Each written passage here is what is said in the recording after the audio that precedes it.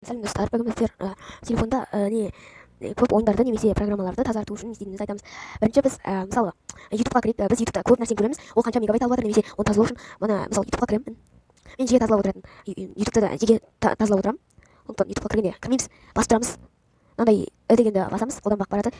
Кейбіреулерінде орысша тұрады, ағылшынша тұрады, түсінбей жатсаңыз соны басасыз. Мысалға мен тазартқам, мысалы 158 мегабайт алып тұр өзі, бірақ деректермен 220 мегабайтпен 158 мегабайт қосылған 370. Ал дәл сұрау мен бұны 158 мегабайт болу үшін басамыз, міне тазаланды. Бұл да аккаунтыңызға, ештеңеге, видеоларыңызға немесе жазған іздеген нәрселерге, кешіратын нәрселерге әсер етпейді. Міне мысалы мен YouTube студия тазалайын. Осы екеуін тазалаймын, өйткені бұл аккаунтпен байланысты сіздерге көрсету үшін. Мына Майнкрафтты немесе басқа ойындарыңызды тазартсаңыздар, оларға не видеолар, ойындар, не сіздің дамыған нәрсеңіздің бәрі өшіріліп қалады. Сосын бізде әрине тазалауға болмайтын деген ол Google, мысалы көремін. Мен тазалайын дедім. Тек бос орынды тазалайтын болсаңыздар, барлық деректерді тазалау емес, тазалаңыз келіп тұрса, Google іздеу деректерін тазалауды басыңыздар. Сосын кешті тазалау дегенде тазалау болады. Тек осы кешті ғана. Деректер деген барлық деректерді тазалауға болмайды, аккаунттарың жоқ болып кетеді. Телефон ашылмай қалады.